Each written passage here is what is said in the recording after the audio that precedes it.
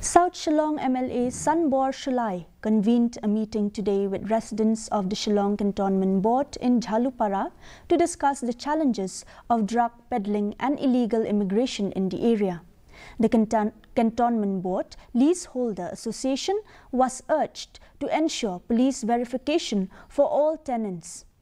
A joint action committee will be formed to combat these issues effectively. ADC of East Khasi Hills, Ronnie Watlang, emphasized the need for the Cantonment Board about the importance of compassion in dealing with families affected by addiction. MLA Shullai also called for an amendment to the Shillong Cantonment Board Act to recognize village councils to address the drug problems.